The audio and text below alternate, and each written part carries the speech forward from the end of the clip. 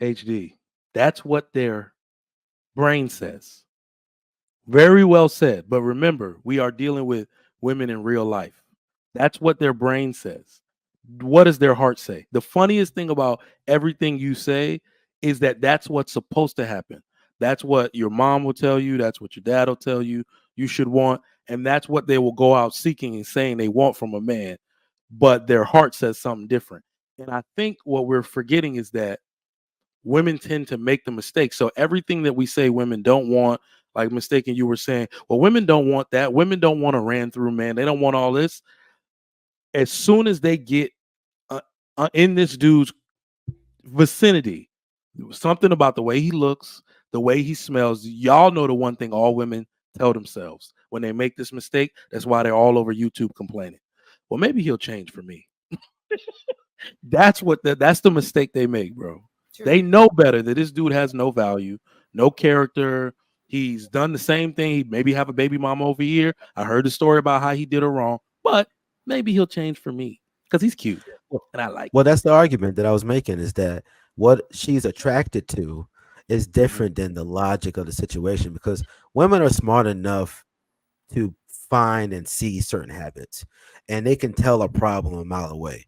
However, they're still attracted to the qualities that they're attracted to. Like if he's this physical shape or he looks a certain type of way, he sounds a certain type of way, he smells a certain type of way, he acts a certain type of way. Even though she can see clear logic red flags, she's still going to probably move in that guy's direction because Mhm. she's like a fly to a light bulb. They're gonna fly to that thing that they're naturally attracted to, even though it can get them killed. I totally agree with you on this, Can I and I think respond to? Okay. it requires Oh, wait a accountability minute from then. women. It requires accountability on women's part to say, "Hey, you know what? I actually saw the red flags. I actually saw it coming. I just ignore it." But it requires for you to actually forgive yourself as a woman. We make mistakes.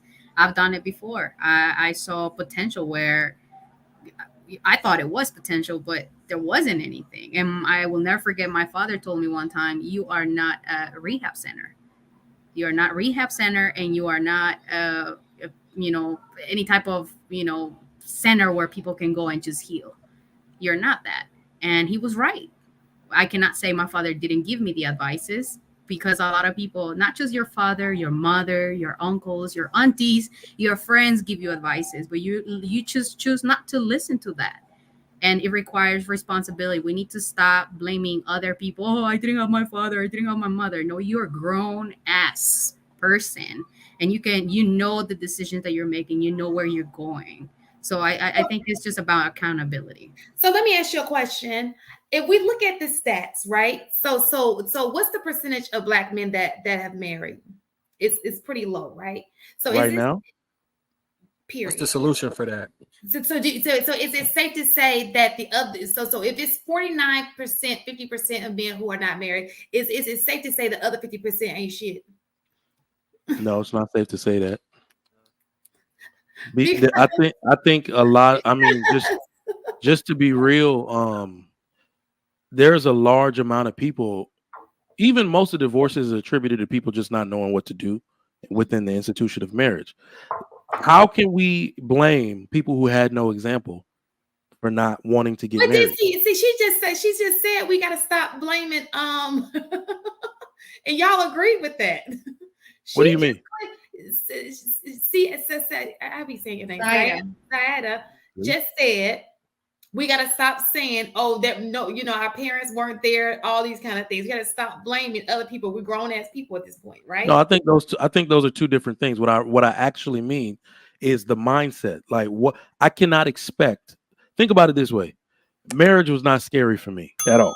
I always knew I'd be married. I always knew I'd be top dad because I had the example. I literally knew exactly what I was going to do, how I was going to do it, how I was going to treat my wife by watching. The greatest conversation ever had without words Yes, I am. is the conversation between a father teaching his son how to be a man, a husband, and a father. Just watching him do it, I learned how to do it. I do not know where to start, where other men can start if they didn't have that example. How do you learn to be a good husband? How do you learn to be an attentive father? how to, I really feel for men and women. If you didn't see it, it's not going to be something that you inspire to. It should probably scare the shit out of you when you see these divorce rates. Well, there's people that actually didn't have parents and they want to become a good parent. Yeah. Like there is exceptions to the rules, but it requires for you to heal from your traumas, which we all Yeah, have. absolutely. I agree with that. I suggest for everybody to read this book. It's called It Didn't Start With You. It's a great book. You will understand and heal from your traumas from childhood. Nice. Go ahead, Enough. So, like, I hear Trigger Mike what you said so often. Like, at this point, I almost tune out, right? And it's not to be dismissive or anything. It's just like one of those things. When it plays too often, you just like it kind of becomes background noise. Because what I also keep hearing about men, and I think we discussed this a little bit last week, how like men will go seek out people to learn from. They will go seek when it comes to everything except for marriage. To the point where when men are happily married and successfully married, they get called lame, they get called boring, they get called all of these things, right? They get simps. You know what I mean? Like there has to be something else to stop it. There has to be something else. Yes, you see, that's what I mean. Men don't respect other men. You see? Yeah, it's they respect each other. They troll each other. It's just their relationship. That's not respect. And Marcus, you got to point the other direction. Other way. You're pointing at Harrison. There you go. It's always the opposite. Hold on, let me mirror this. It's always the opposite.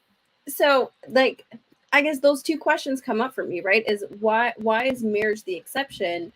And like, what else? There has to be something else there. What is it that causes people to ostracize the very thing that is essential to community? Like, it can't just be it's not your parents. There has to be more to it.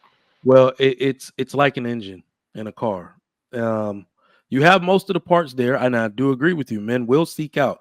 I think most of the men around my age, they start to have like this ability to want to gravitate towards you and start asking you questions and nudging you because they're like, damn, look around these dudes. Look at how well put together they are.